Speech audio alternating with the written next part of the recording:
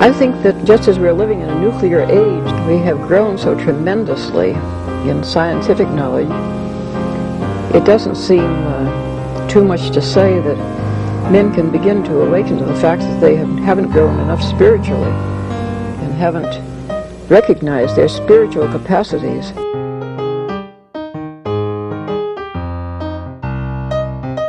Once something like eating is death, then you've struck at the very heart of life.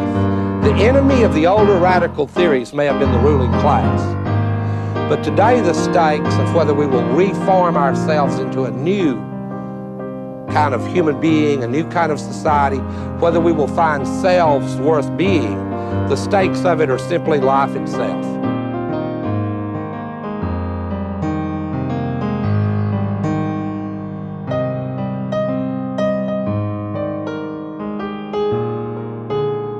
As modernity has created promises that it has no ability to keep. What this means is that we're a society of disembedded individuals, stuck in the impossible situation of being alone together. And what was understood as emancipation has proved to be a form of isolation. It is important to understand that what I am telling you is not simply a cultural history.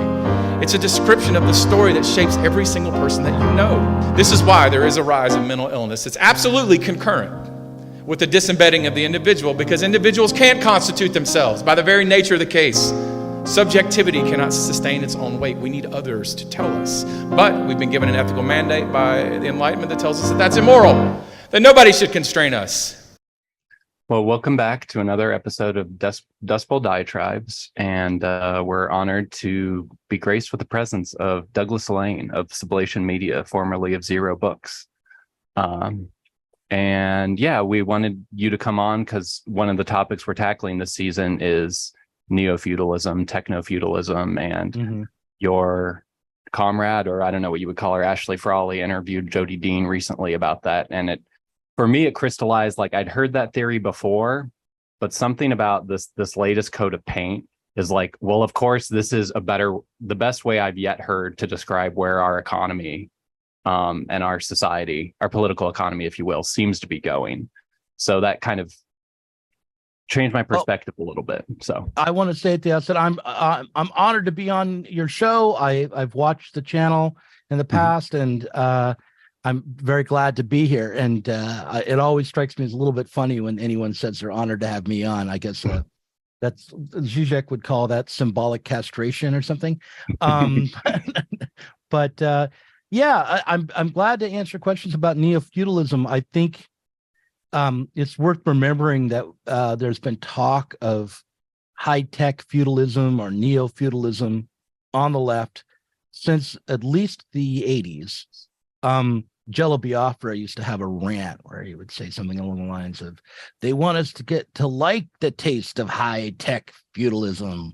And he was talking about Ronald Reagan at the time, I believe. So, yeah, the specter of feudalism as a kind of formation where you've lost your freedom is something that people have been pointing to on the left, and as a way to indicate that the bourgeois revolutions, Republican revolutions, the idea of American freedom has been dashed, lost, squelched, and that we've regressed back to a feudal formation. I don't think it's true in terms of material economic reality, but I think it's true in the way that it feels, and in the way that our freedoms are limited. So that's how I would say. Well, and I think we agree with you that capitalism is still around, and we're more interested in it as a successor to neoliberal capitalism. Is on the horizon, could we be looking at something like quasi-feudal capitalism? Is kind of the question we're trying to answer, more so than, like I listened to Derek Varn on the Regrettable Century, and I listened to the Alpha Bunga Bunga guys, and their main critique seemed to be the idea that capitalism is over and now we're in neo-feudalism. Whereas listening to it, I'm like, well, why can't it be both? Why can't we have neo-feudalism and capitalism? But we're getting a little bit ahead, because before we get into that, we wanted to hear, for most of our viewers probably have never heard of you. Who are you, and what are you about, and what is your diatribe about the nature of modernity?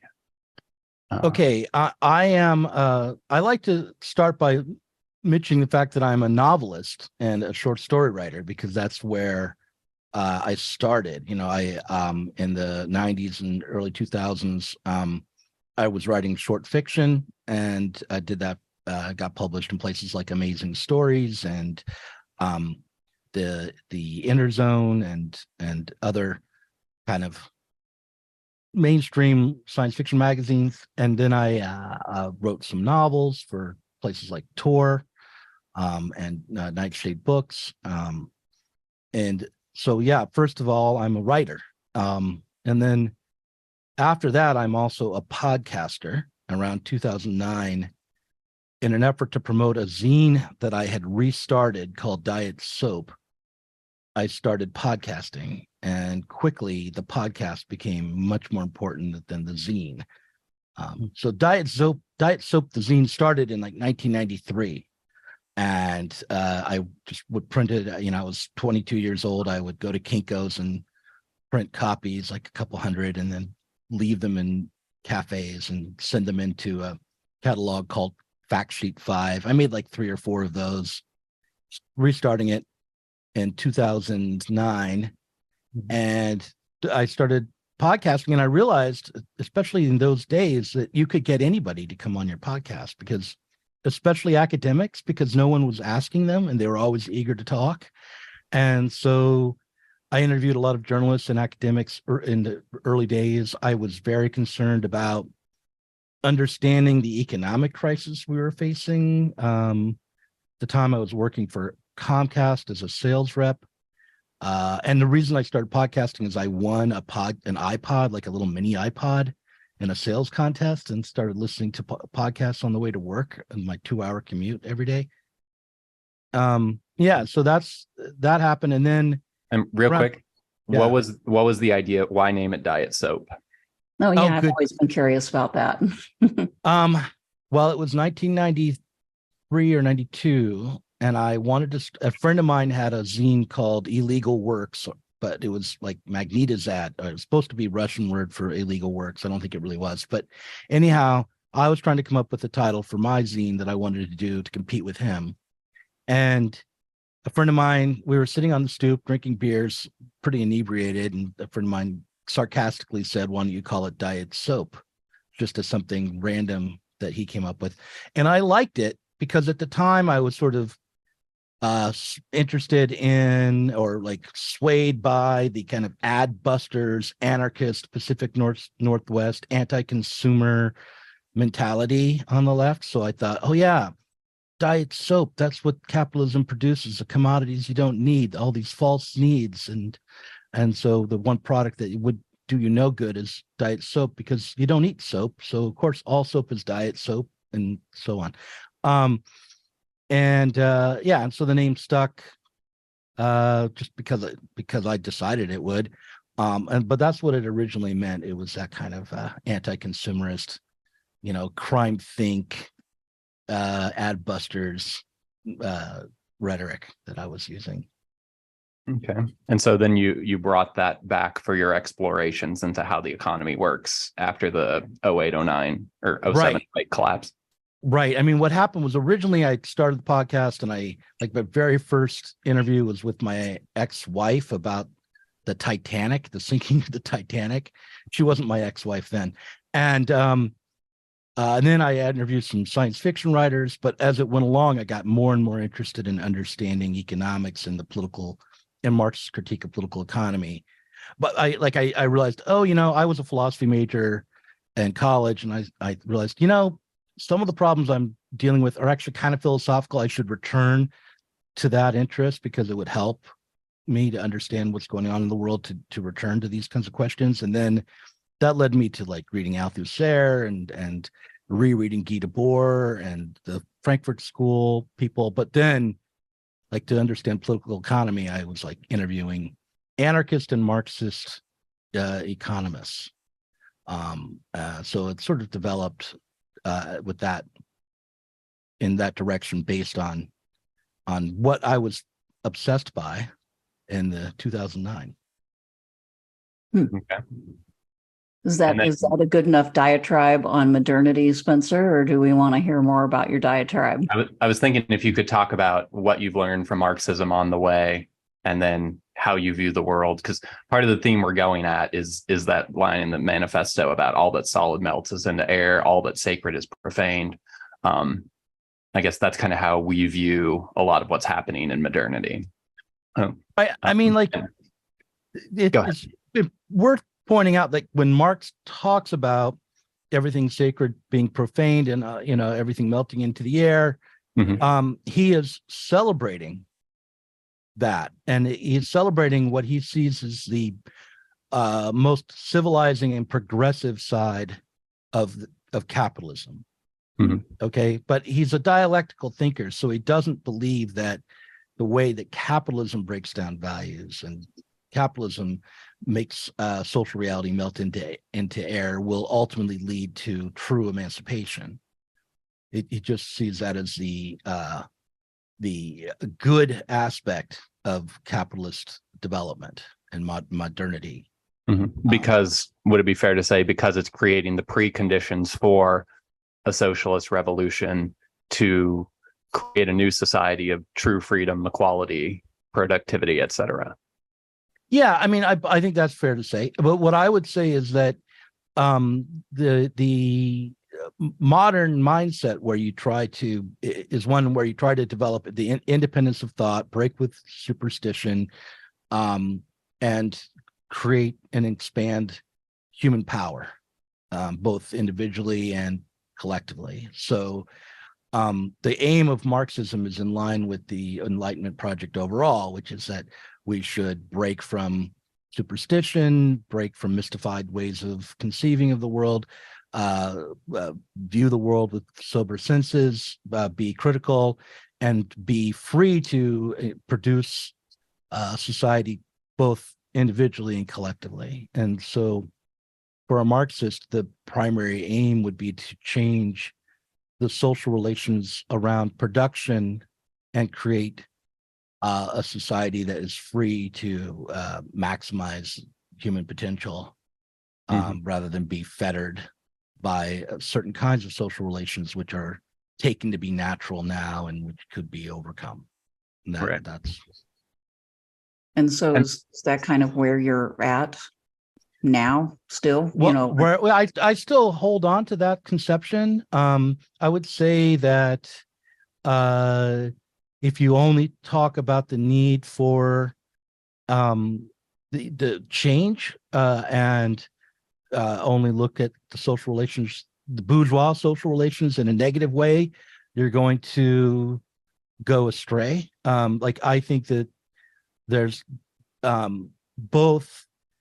I think there's capitalism and then there's sort of bourgeois society. Those are two different aspects of modernity. And bourgeois society is a society which tries to set up mechanisms for relating socially, which are fair and equitable and which rely on standards of truth and reason and fair play and things like due process, and that we should not abandon, that cannot be allowed to melt into thin air if we're going to create a society which can adequately handle the kinds of changes on the level of production and in politics that would be necessary to move forward. That makes sense. I think, over time, I've sort of insisted that there are some liberal values that are worth keeping, right? And I think that's well put, that, you can't make further change in the direction of rational ordering of the economy without some of those being in place. And we'll get into all this, but democracy being in peril, right, kind of threatens that whole vision. But I think I interrupted Spencer. You were about ready to. Right. I was just it was really clarifying to me through your podcast. I was introduced to Chris Cutrone, and it was like a light bulb about if I wanted to tell my Republican father, this is why we need Marxism to overcome the contradictions inherent in your bourgeois project. uh, Marxism isn't necessarily we should be insurrectionary, we should just have a dictatorship and then we'll have socialism. I took Coutron to be saying, oh no, actually Marxism is the realization of, in this case, American Republic ideals. Would you, just that characterization of Coutron, I realize you're not him, do you differ from him on that, or is there anything you add, take away? I mean, and if you want to summarize them that way, we don't differ. Okay. We have these little internal debates about what might seem to most to be minutia, like who's, whether or not Kant and Hegel are more alike than they are different, or how significant is the focus on the technical economic aspects of Marx's critique of political economy, whether or not someone like Heinrich Grossman should be thought of as more correct than the Frankfurt School economist Pollock. But all in all, especially in this real political moment, I would 100% side with Coutron's analysis of the contemporary left and of how we should conceive of what socialism would be, and what the left broadly, including like anarchist left and socialist left, and even left liberals, what they should be most concerned about today. And so, yeah, I pretty much side with him fully on that level, despite the fact that there are these differences of opinion about other things might be consequential down the road, or might be slightly consequential even now. Like, for instance, one thing I disagreed with him about in 2020 was whether or not we could expect to see another boom in the economy and then, from 2020 on, or whether we should expect a recession and more crisis. And he thought that there was going to be another American-led boom in the economy, and I just didn't see it. And I think I've been proven out on that. So far, yeah, so far it's kind of flatlined. Yeah. Before we move on, this makes me just want to ask you a big question, which is, so let's say that we get to a point where, let's just skip over how we get there, right? But get to a point where society is actually as you would want it to be. What does that look like? I don't, on what level? Like on a day-to-day level, or on how does it operate? What is the economy like? What are people's values like? Well, I think that the primary thing I try to emphasize is that participation in society on the level of production and contributing to the society creatively would be what people competed to do rather than competing to survive. So it wouldn't be that we would have a society based on absolute equality on every level. There would still be probably hierarchies of influence and petty squabbles and all sorts of neurotic miseries left in the world after the revolution. It would just be that rather than there being a class of people who only could, had to work for other people to survive, everyone would have the potential to contribute to productive life creatively, and have some share and way to shape what society is like in the present and what the future would be like.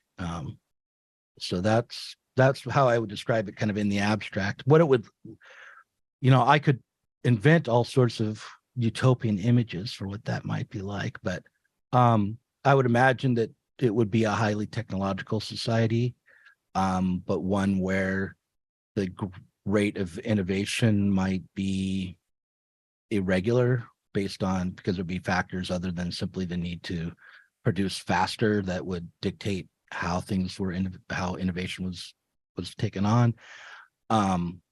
I think that it would be in many ways extremely decentralized.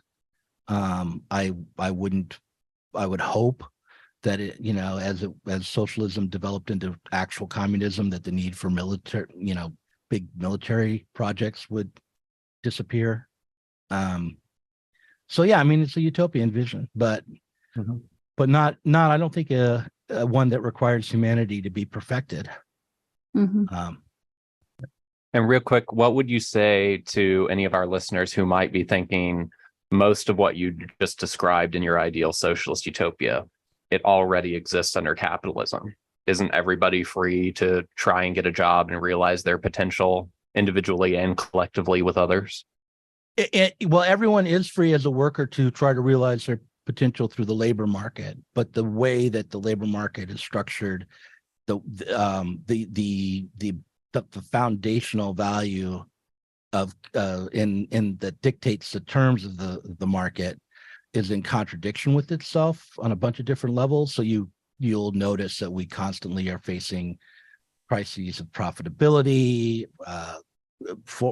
crises of politics, cultural crises, and these are all kind of emerging out of the fact that we require a mass of people who are exploited for their labor and don't have anything to sell but their labor power, and also that the profitability that you get in the society is based on both increasing the exploitation of that class of people in strictly numerical terms, but also like at the same time reducing the reliance that you have on that class of people through automation. So you have all these points where the motives, the very rational motives of people who run society are in contradiction to themselves, and it just becomes a chaotic mess. Rather than everything sacred, melting into thin air in order to be replaced by human freedom and self-determination and self-responsibility, you get everything solid melting into air in order to have people squabble to prop all those old values up again and all those old institutions up again, and find the remnants of what was that could still be endure and be some sort of shelter in the storm. I think a lot of times people are just operating on the level of survival, including like whole nations. So that's what I would answer back. Gotcha.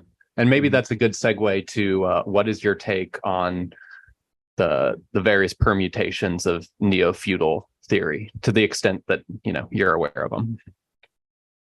Yeah, I'm not deeply aware of all the permutations of neo-feudalism. I know Ashley has done more research into this than I have. Overall, my bias about neo-feudalism is that it is grown out, like I'm with Alpha Bunga Bunga on this. The idea of neo-feudalism, when it's taken up by the left, it is grown, or really probably universally, is growing out of this idea that the problems in society can be reduced down to neoliberalism or some sort of political project which we could overcome. So rather than being more deeply located on the level of social relations around production and capitalism itself. So when the people who tend to talk about neoliberalism as if it is what capitalism is, tend to talk about neo-feudalism as well. But you said something interesting to me, which is like, well, what if neo-feudalism is just the next thing after neoliberalism? And the next way that the various states and politicians will try to manage the crisis that it naturally kind of emerges out of these capitalist relations.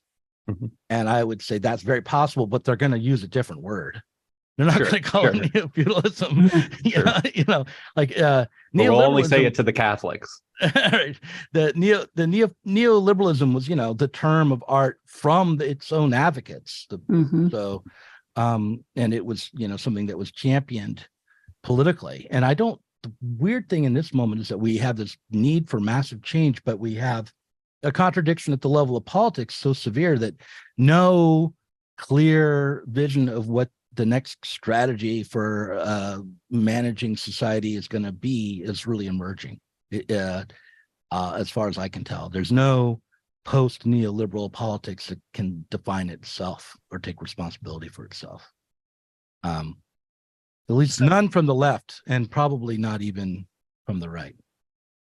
Maybe we should back up just a bit to make sure that folks understand what we're talking about when we say neo-feudalism, you know. Yeah. And I guess one way into this is a while back, I did some reviews of Mackenzie Wark's book, Is Capitalism Dead? This is something worse.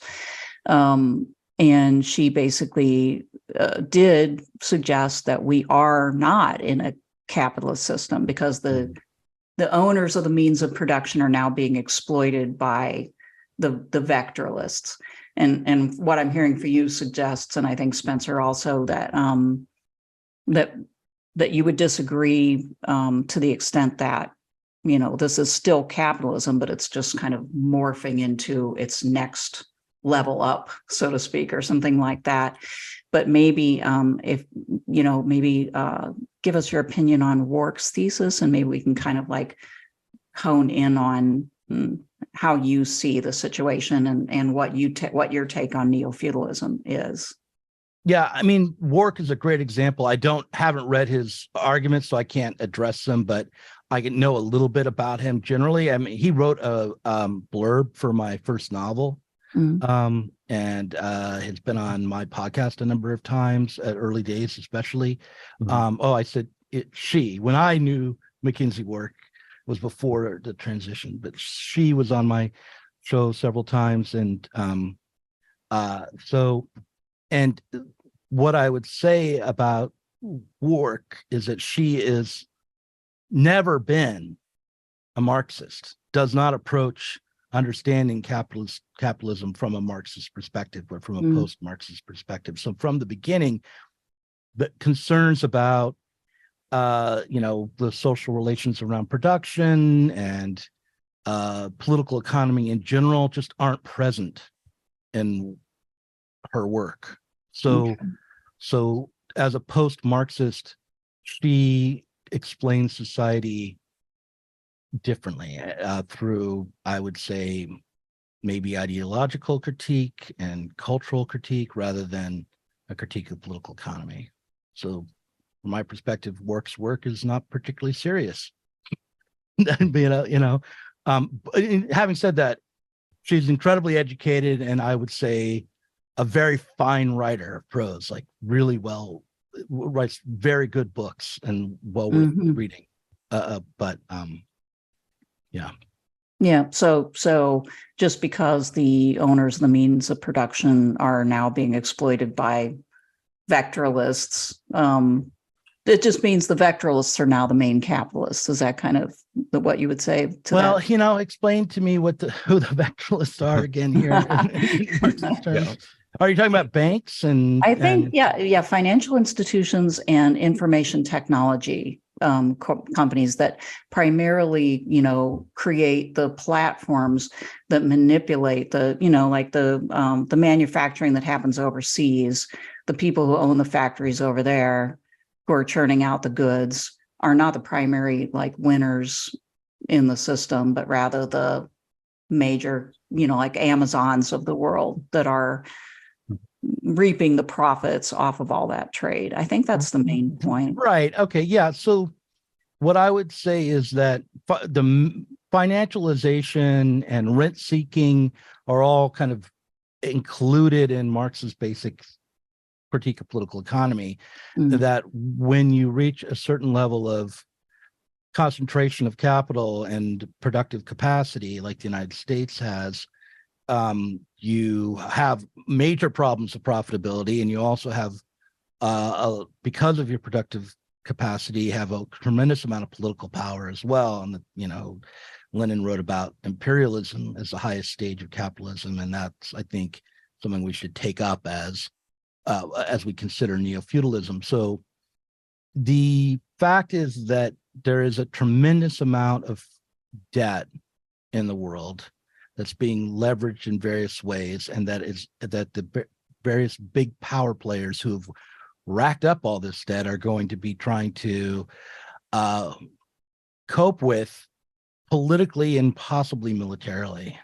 So to figure out who's going to be the big winner and big loser, and who's going to have to take the biggest hit in the devaluation, I think is going to be arrived at, politically and militarily. And so that's terrible for the working class. That's like the worst way to deal with this problem for working class everyday people. But fundamentally, the fact that there is this crisis of profitability and this contradiction in the way we produce value in society is still what's driving all of these different relations. It doesn't mean that it's strictly a political project. It just means that these political projects are being born out of this inherent failure in capital, where when you get to a certain level of accumulation and efficiency, you actually start to decline almost automatically. And here's why, just to say it very briefly, like the basis of value in a capitalist society is the amount of labor time it takes to create a commodity and how much labor time is then expressed in the market. The faster you can create commodities, the less labor time it takes to create commodities, the less value you're producing, then the less profit you can reap from what you produce. So the more efficient you are at creating real material wealth, the more likely you are to see a decline in financialized wealth or in just money. So to put it in really basic terms. So that doesn't mean that all of the value is being produced in less developed nations, but it does mean that those nations are producing more value per commodity probably than is being produced in the more developed world, where things are produced more quickly. Anyway, does that answer your question, or did I confuse you and myself along the way? Yeah, real quick, let me I'll just add an image because I think it's helpful to give people multiple ways of that argument. I don't remember who it was, but on one of your podcasts, somebody told the story once of a union organizer touring like an auto plant when they just introduced some of the early automation. And the manager at this plant pointed to the automation and told the union organizer, I'd like to see you organize that. And the organizer said, I'd like to see you sell it a car. Right. It's that the story that we believe under capitalism is if we just get better at producing cars, then we can all have cars. But that misses the point of like, well, what are the people that are going to do that aren't making cars? How are they going to be able to afford it and consume it and have the leisure time? Right. Yeah. And it's beyond that. The ultimate theoretical point would be that cars that are built by robots alone would have zero value in the market, that you couldn't realize a profit from. If everything in the economy was created through automation, there would be no human labor exploited, and therefore, this is a point where people get confused and it's debated and it goes round and round. But I happen to believe it as an article of faith, that robots can't create value, and therefore, if you had a fully automated society, it would create no value, and all the companies would start to go into crisis and sure. So on. And yeah, you'd almost have to basically parcel out money or value to people in an artificial way to keep the economy going at that point. Which is what people are worried about when they talk about neo-feudalism. They say, oh, well, what's happening, instead of value producing the terms of exchange, what's happening are the states are just coming in and artificially imposing this on and imposing the value of money. And I had a conversation with a guy named Fabio Vicky the other day, where he was saying it's possible that the state is going to start using federal currency that they will then assign you, which they will also assign you what to spend it on and when, which will just come down to like controlling every aspect of distribution in society. And I thought, yeah, well, you think about the political consequences of that move, because if they did it the way he was describing, that would mean without changing a whole lot of other things in society, that would mean they would assign poor people in food deserts a certain amount of money to go spend at 7-Eleven on burritos a week, and it'd be assigning quite a bit more money to middle class, upper class people in their neighborhoods to go spend at the Whole Foods, and and they wouldn't have anywhere to hide. It would just be a decision of the state. You're going to have a real conflict at that point, I think, when it's seen as not your free choice that you're making in the market, but a decision of the state as to who gets what in society. And it's like, Mm-hmm. Right. But it seems like these theories of, like the idea, okay, we're an empire, our economy is in crisis, maybe we could have a basic income to just kind of skate through this so we can avoid the political conflict and just solve it at like a monetary level. The hope is to evade that central conflict of profit accumulation and capitalism. Right. Now, I don't think that's possible. I just think that the theory of money is wrong with these kinds of schemes, and that's the true utopianism, is that we could get universal basic income in and solve this problem. Like, we're going to have a political change that changes the structure of production and empowers working people and liberate and gets rid of the class society. We're not going to be able to skate on these little technocratic fixes for the problem.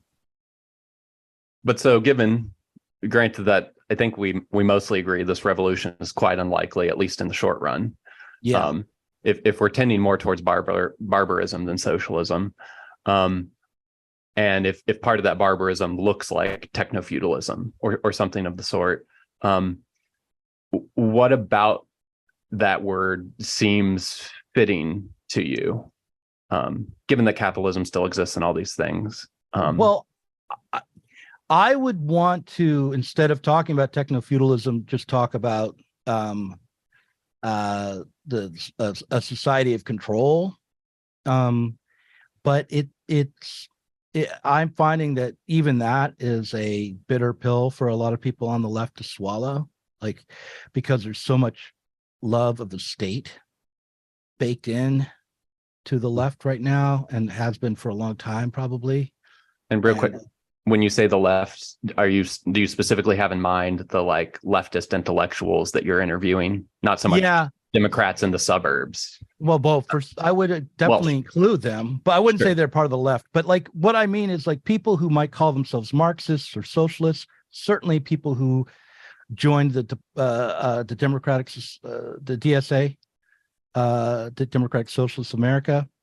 They all when you start to say, like, what I've found lately, and this is my attempt to segue into my obsession. Okay, so if you want to steer me back off of it, you can. Yeah. But when you start to we call them eccentricities and diatribes here. But go ahead. When I start to point to some of the most egregious examples of what might be called neo-feudalism, or what I would call statist attempts to use technocratic control to overcome both political and economic crises. When I point to the worst examples, which in my mind, the worst one with the bullet is the war on disinformation, right? That has been revealed in this year to a large degree through the Twitter files and then other reporting. A guy named Jacob Siegel wrote a very good piece for Tablet on it. And then only the right-wing media has really picked it up since then. But when I point to that, I get a variety of responses, from one where it's just like, no, it isn't happening, this denial, which I find infuriating, to, well, isn't corporate America just as bad? Why is this different? Why should we be more concerned now than we were before? And I find that last one to be the most troubling, because it's the more difficult to pick apart and to discredit than just flat up denial. But I do think that the fact that not just the United States security apparatus, but these security apparatuses around the world, or at least throughout the West, have all decided together to try to control information in their society, and that it includes the United States at the forefront, is profoundly troubling. One of the things that America had that made it unique in the world was very strong protections of expression, the strongest in the world. Our First Amendment is the best one by far. And I mean, maybe Sweden is comparable. I've heard rumors that Sweden's is pretty good too. But we have a very solid First Amendment where there's no abridgment of free expression. We abide by Mill's harm principle. It's encoded in law. And now we have an apparatus in place that will basically be able to censor anyone and control every newsroom in America as it rolls out. I mean, that is the stated aim of the Department of Homeland Security disinformation war, is to tackle disinformation on a whole of society level. And one of the reasons why the left isn't up in arms about it is because they conceive of corporate power and private power and the production of capitalism itself to be bad enough and not creating real freedom. So therefore, a statist military intervention into the market is no worse than the market irregularities that already existed to them.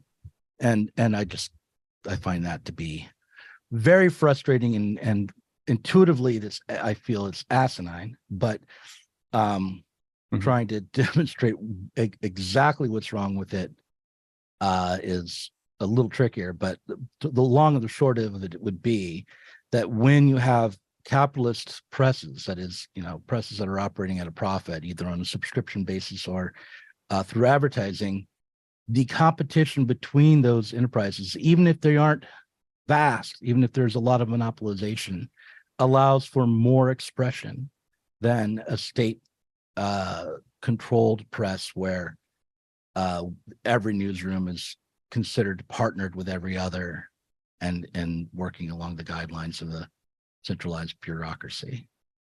So there's a big question lurking in my mind, and I'll ask it later because I think it would be better later. But like right now, just again, for the sake of everybody who's listening, could you be a little bit more specific about exactly what's happening now?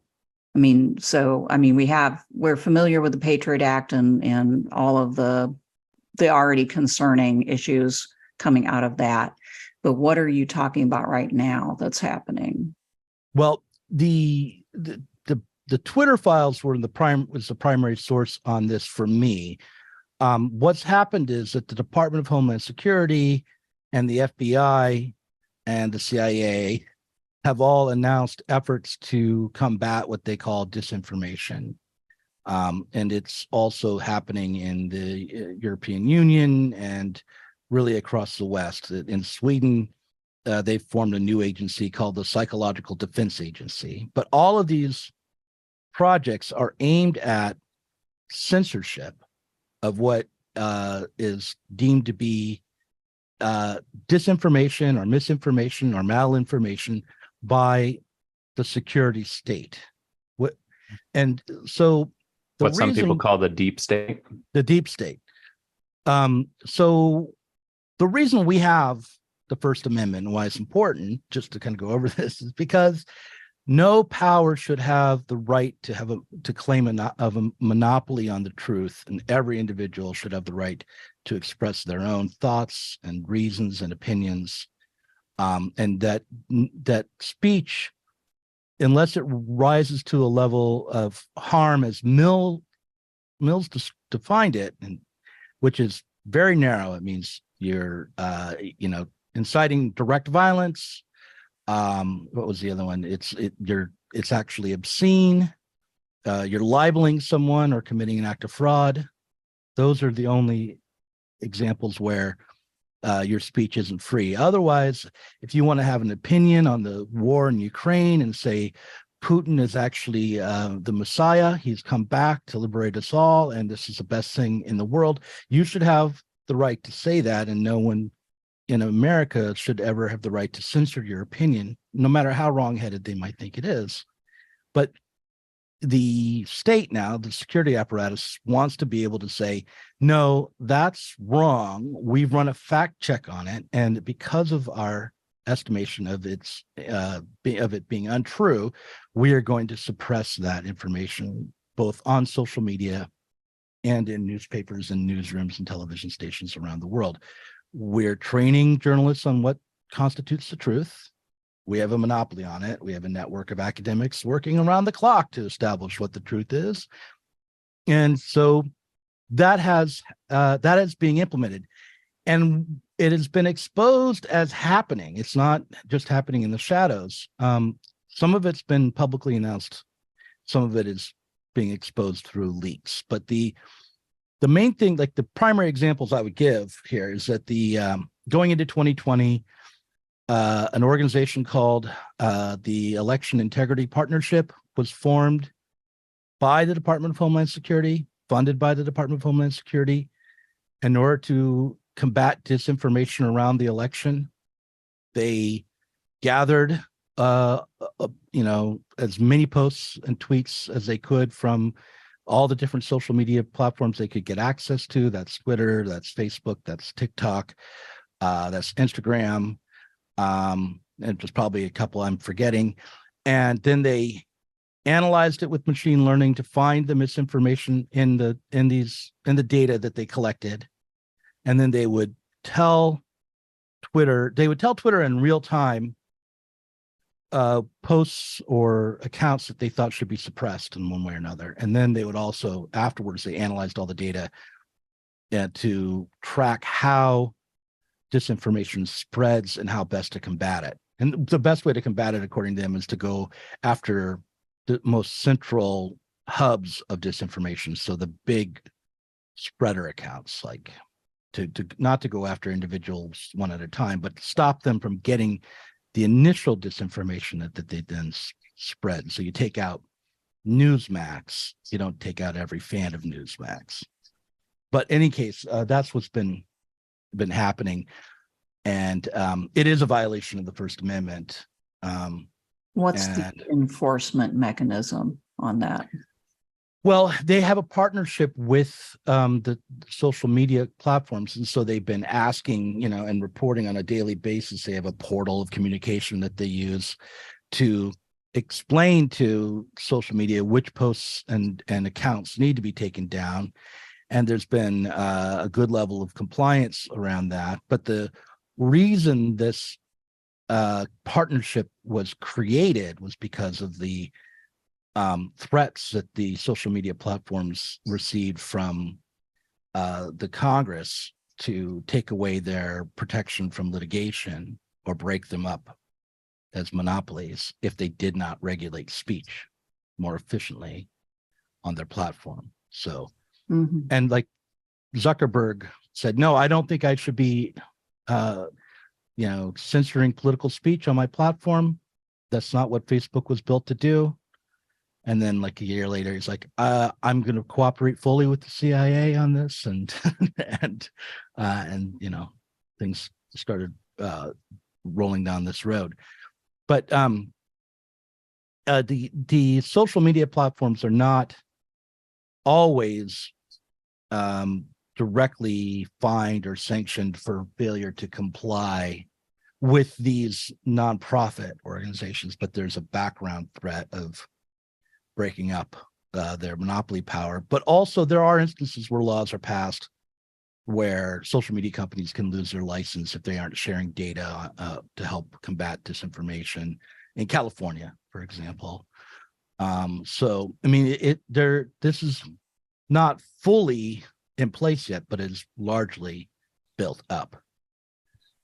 That is really interesting. Like I remember, in college, the First Amendment class I took in grad school, Nazis could march through Skokie, Illinois, because of free speech, right? That's how sacrosanct it was, that we had to kind of just bear with the fact that you could have the most egregious speech, and as long as it didn't spill over into violence or directly incite violence, you had to see that as kind of the price of your own freedom. And things have come a long way since then. And it's interesting that it's tied up with not going after their monopoly status. But, part of our problem is we've gotten these huge monopolies that in previous eras would have been seen as such and would have been broken up, right? And that's gone by the way. I don't think we've done any major breakups since, the 70s or 80s? It's been a long time. Yeah. When it comes to the monopoly power of big tech platforms like Google and Facebook, I kind of have two minds about it. On the one hand, I do think that they should be actually regulated, but I think that they should have to abide by the First Amendment as a public square rather than and not treated like private publishers where they have the right to curate their content. That's my position. But the fact that there's a lot of concentration of power in Google or Facebook I see it as like two-sided. On the one hand, it gives one private institution too much power. But on the other hand, every user in a big monopoly platform like Facebook or Twitter or YouTube has much more reach because it's got this monopoly power. So the creators who participate in it have more power. So it's like both more democratic and more anti-democratic at the same time. So if the people who are using it, the creators, had more control, democratic control over the platform, it would be good that there was really only one platform, I think, rather than a bunch of platforms broken up into local little demographically split off subsections. But that's just my opinion. I don't have that's not a point of honor for me, but that's just kind of how I think about it. It is a point of honor for me to say we have to oppose the Department of Homeland Security trying to control our speech. And it's worth remembering that in, like, for instance, the Long Fuse report, they announced not only the intent to control social media, but all media, that is holding training sessions with the Washington Post and the New York Times and, ABC News and traditional media as well. So they want to.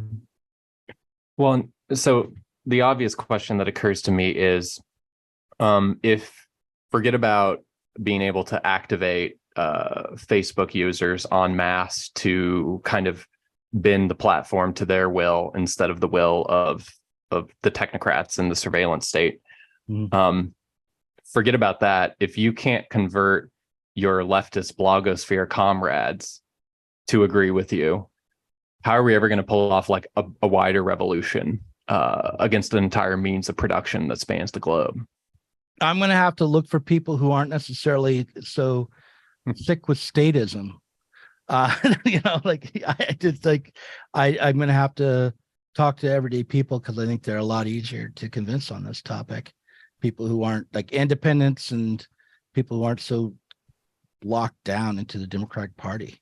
Because I think that the problem here is a combination of like a certain misconception of what socialism is and a real fear of Republicans and hatred for MAGA Republicans. So anything goes to fight them, even if it means creating a technocratic nightmare Orwellian world of total control. As long as the first victims are Donald Trump and his minions, I'm fine with it.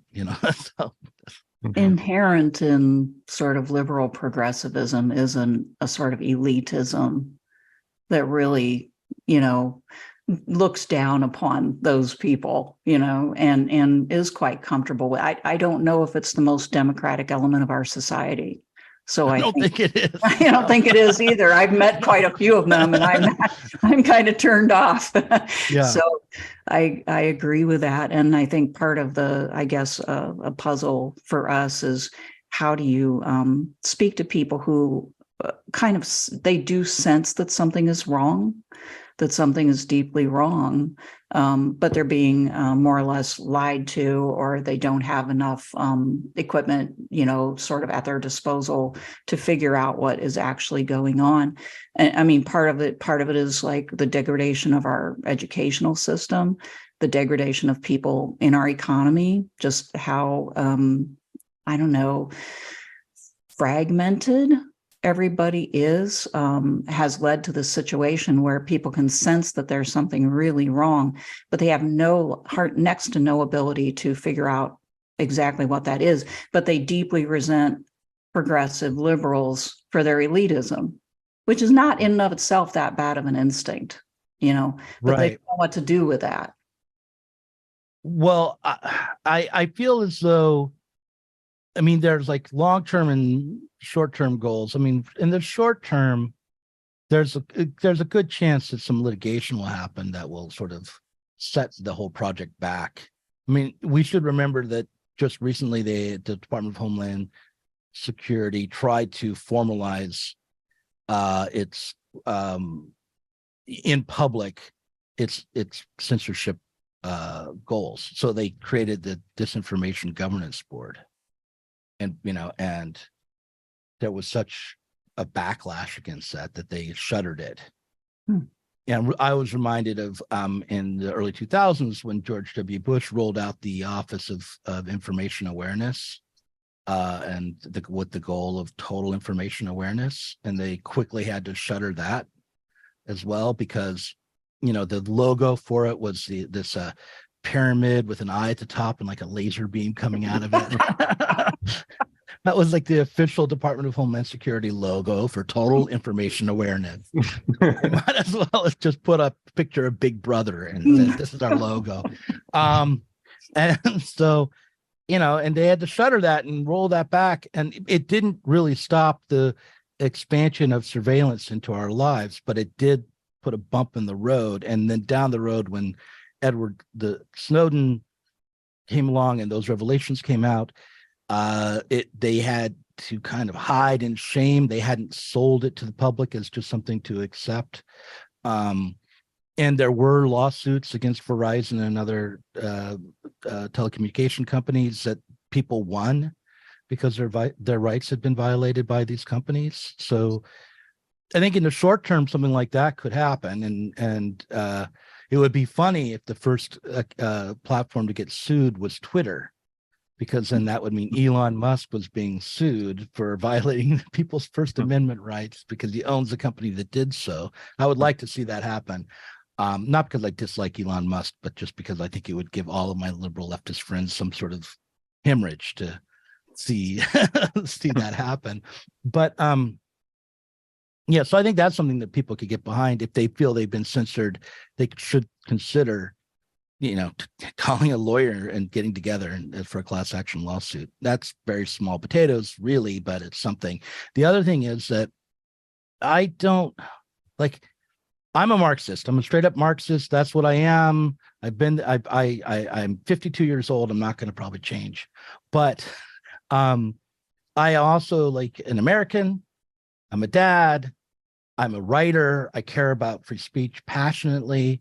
And freedom is the whole reason why I'm a Marxist. So I don't feel like I should only work with people who also subscribe to my weird Grossmanite, Kleimanite interpretation of Marxism, and otherwise, they off to the gulag for them. I mean, I can wait to send them to the gulag until after the revolution. No, I'm kidding. But seriously, like I want to work with everybody. So I think this is a common problem. It doesn't matter if you're Republican or Democrat or independent, or if you're a Green Party member, or, if you're a member of some strange hippie cult. Everyone should be concerned about the state trying to control the kind of information that we're allowed to access in America and, around the world, because this is happening around the world. The thing is, like, recently, just last week, a dissident in Ukraine who's called Coach Red Pill was arrested for spreading Kremlin propaganda in Ukraine. He was just some blogger American blogger living in Ukraine. And if you look at the Ukrainian constitution, you can easily find out why they could arrest him based on saying things that they didn't like. The Ukrainian constitution says everyone should have freedom of expression unless it goes against national security or undermines authority. In which case, which is like that's not a constitutional protection of free speech. That is the exact opposite. And we're in danger here of having that be our kind of de facto constitutional right, unless we stand up to protect the rights we actually have enshrined in law. Mm-hmm. Yeah, I agree with that.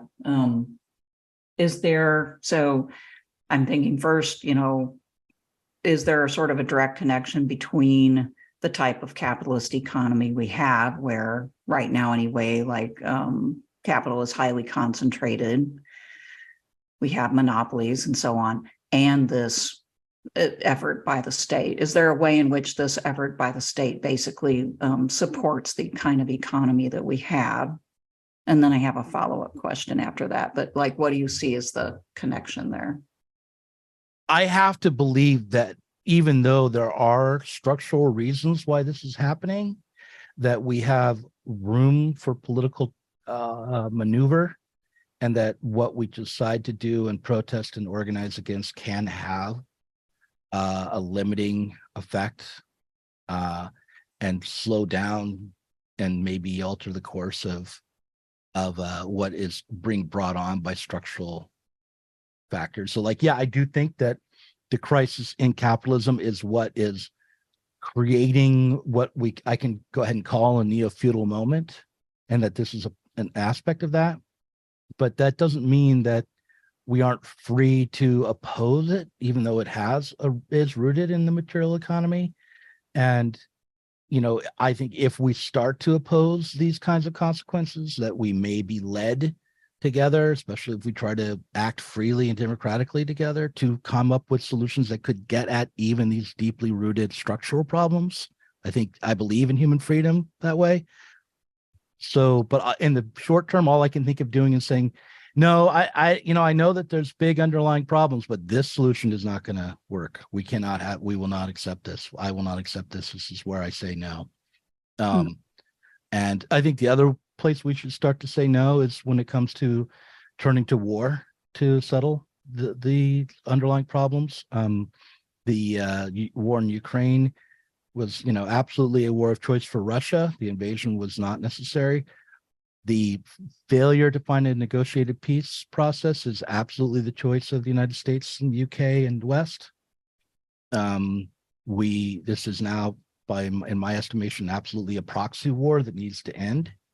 And it's in the interest of not only the US people, but of the Ukrainian people and everyone around the world to see this conflict de-escalate and end rather than explode, because World War III is a very, very dangerous and scary prospect.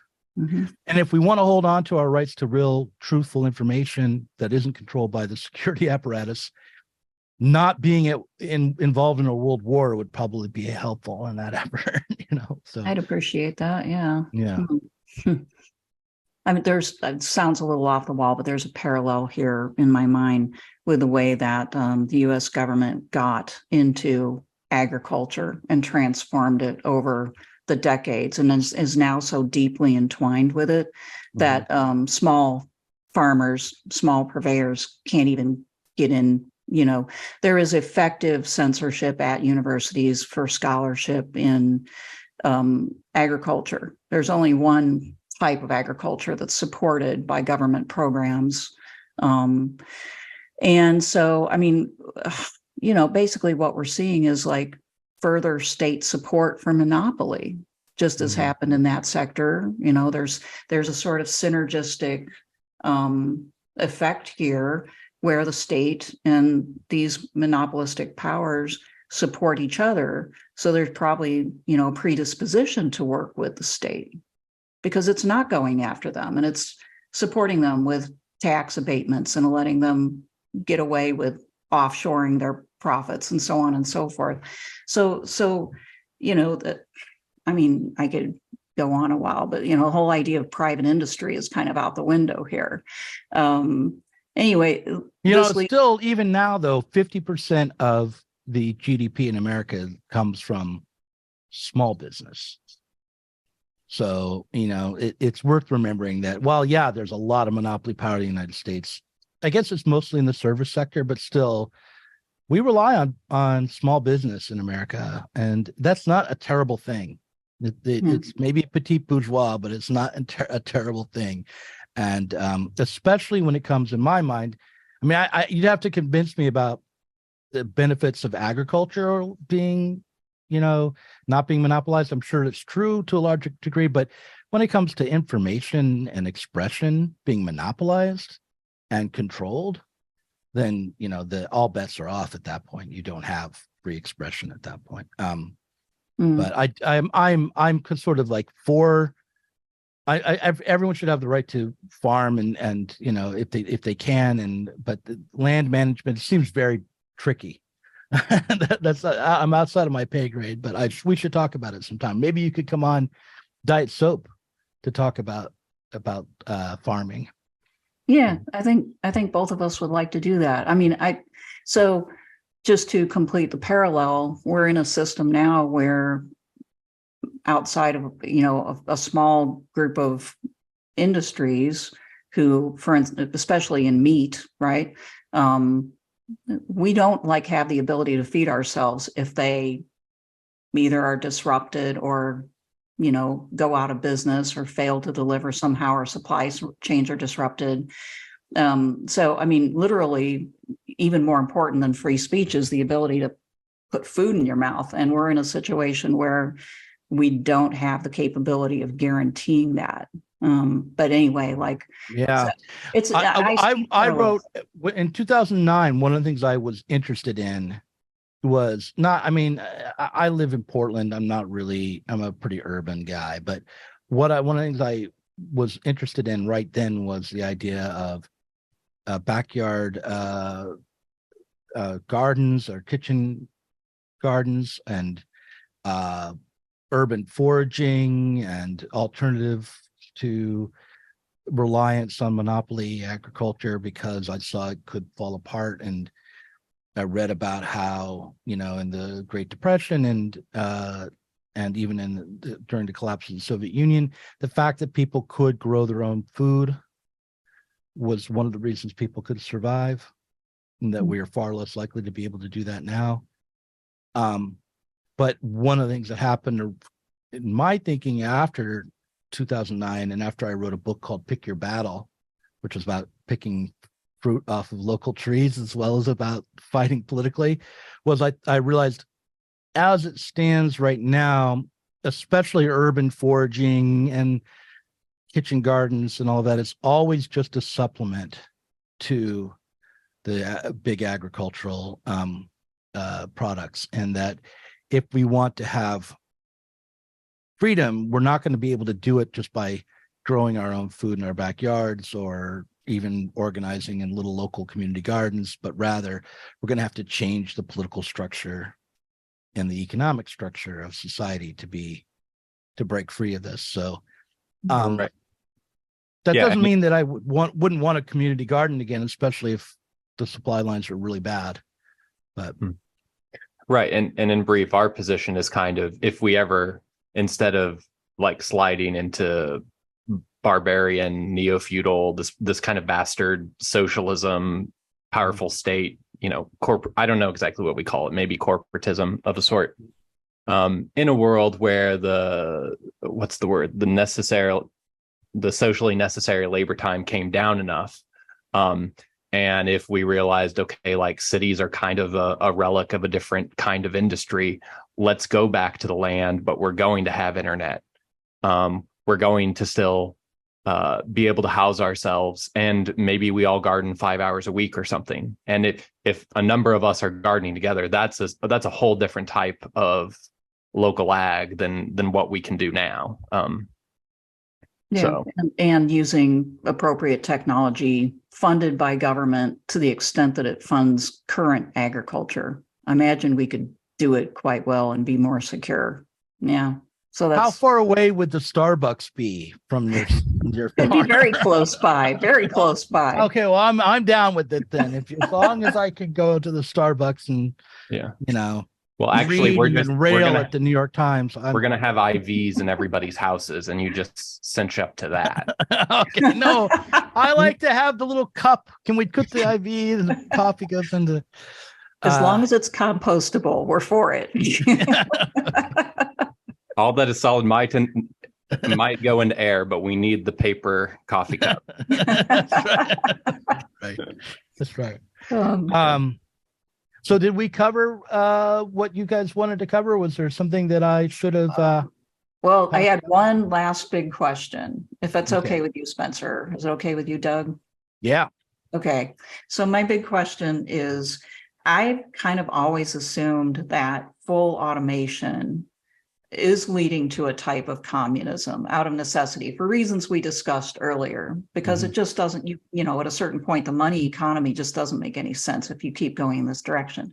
So one way or the other. But then that also implies planning, and planning implies centralization. But a lot of our conversation has been questioning whether centralized power is a good. And I would like to know, how can you do it otherwise? We did talk about liberal values are still important. In your view, would federalism still have to be in the mix? Would strong democracy have to be in the mix? I mean, how would we avoid the dangers that we already are experiencing of centralization? Well, the thing to remember about centralization, first of all, we have centralization and planning now, right? But it's centralization and planning governed fundamentally by this by socially necessary labor time and the need to constantly expand the number of workers that are being exploited in order to grow economically. Things are not being planned in order to meet people's needs. And under socialism, things will be planned not only to meet people's needs as they are, but in order to empower people to create new needs and to be to reach their potential productively and as people, right? So yes, I do think kind of federalism would still be probably in place, certainly at first, and democratic participation would be essential, but democratic participation alone won't overcome the problems in society now, given that even that democracy has to work within the material reality produced by this kind of production, this kind of social production. Having said all that, and again, I feel like because of the way I feel encircled by the state, I do want to make it clear that that when I'm talking about changing the structure of society kind of at the root, I do not believe that simply gaining power through this concurrent state and taking up the apparatus of censorship for the socialists, would be in any way a path towards creating a new society. The fundamental part of this project will have to be the self-organization of the mass of people, the collective participation by the working class is how I conceive of it. But that includes everybody who works for a wage and has to work to survive. And so that has to develop a political project amongst the everyday people is the aim. It cannot be the aim to give some yo-yo at Stanford the power to tell us what to do. It has to be the liberation of working people to change their own lives. Mm-hmm. And I label Stanford particularly because they're very much involved with the disinformation war, by the way. Yeah. Fair enough. Isn't the Hoover Institute out of there as well? Probably. I don't know. I just know that the Stanford Internet Observatory, which set up the Election Integrity Project, is out of Stanford, of course. With a lot of government money, I'm sure. Yeah, Lots and lots. Yeah. $4 million so far. Oh, that's probably just the first installment. Yeah. That's a very small grant. Right. Well, no, that's just to Stanford and Internet Observatory for their work on disinformation. Then the CIS has gotten like 150 million. Just the money just pours in all these different Wow. directions. Yeah. Mm-hmm. I guess I have a follow-up question, and if you don't want to go there, that's fine. But so it seems like you made the transition from Zero Books to now it's Sublation Media, and now you're kind of a petite bourgeois rentier, right? Yeah, I was before, really. I had Zero too, kind of. I mean, I got royalties on the books that I published. And yeah, I'm a small, this is one of the things that Varn will tell me. It's like, of course you're outraged primarily about this. It affects your business. It's in your class interest. Yeah. It's in my class interest to be. Right. I am. And it's, I just would say that I feel that when I worked at Comcast and was doing a podcast, on every week, but kind of on my spare time and writing fiction, that I don't think that my politics were more developed or advanced than they are now. I think that I learned a lot between then and now, and I don't feel that I'm being overly swayed by my class position at the moment. But I would agree that I'm not working class at the moment. I'm precariously petite bourgeois. It's very bad politically. Sure. Well, and my point in bringing that up is, I guess it's always struck me that like part of the paradox of your position is, and it's in mine too, doing urban farming in Kansas City, is that like I would like to be some sort of socialist or anarcho-syndicalist or anything, but I'm kind of just stuck being this entrepreneur. And it's a weird situation, and I just. My point was less to like maybe accuse you of being self-motivated and more like, is that part of your concern? And can you, I don't know, the audience might like to hear what that's like. Like, do you feel that in part your job is being threatened by these restrictions? And I don't know. So what would you say? Let me see if I can repeat what you said. Mm-hmm. I don't mean to accuse you of being self-motivated, but do you feel like your job is threatened by these things? Yeah, basically. Yeah, I mean, but that's in the a same good-natured thing, way. isn't it? Yeah, I know, right? In a good-natured way. Are you beating your wife?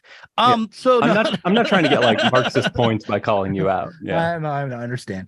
No, look, yes, of course, I do feel that the more this is implemented, the more the Sublation project is threatened. But I mean, there are solutions to that, right? There's a solution to that that's open to me if I wanted to take it, which would be to, rather than denounce the disinformation project, I could embrace it. I could turn all of my attention towards denouncing Trump. I could make video after video showing up how stupid various right-wing celebrities are. I could talk about Steven Crowder every day. I could chum up more with the people I just got into a shouting match with. And I think in the short term, that would be, I could also talk, try to shift a little bit away from left politics and towards, movie reviews and that kind of thing. And and I have, I could publish, there's lots of ways to try to make money. And telling the security state, to take a leap, to jump off a plank, is not the best business model. Probably, it's probably not the most the most obvious way to make it as an entrepreneur. But I would rather, having said that, I would rather work in a climate where I didn't have to worry about a systematic approach to censoring people like me, and could not worry about being shadow banned for saying the wrong things. That it 2 or 3 years ago it was easier, I think, to grow on the internet than it is now, and I suspect it has to do with the amount of censorship and control that's online. So yeah, I on the one hand, taking a stand against it isn't really self-interested completely, but on the other hand, I'd rather it not be in place because it would be easier for me as an entrepreneur if it wasn't. Mm-hmm. Sure. And that's dialectics. Right. Yeah, it's totally fine to have both reasons, and I think both reasons are valid. Actually, Right. I have to say I'm a little defensive more than I normally would be because I've been getting some attacked by people on my own side about these kinds of things. So like, my apologies to you for maybe coming off a little defensive. No. But I'm surprised, and I really am surprised that that so many people cannot see this as a problem. I thought it was fundamental to the left to be for free speech and all that kind of thing. Yeah. Well, and one of the recurring stories of my last 4 years trying to do like cooperative stuff and live in communities is I thought things were like agreed upon and consensual. And then when push comes to shove, you're like, oh, maybe I guess we're just fair weather friends. Yeah, that's right. Yeah, that is probably it. Yeah.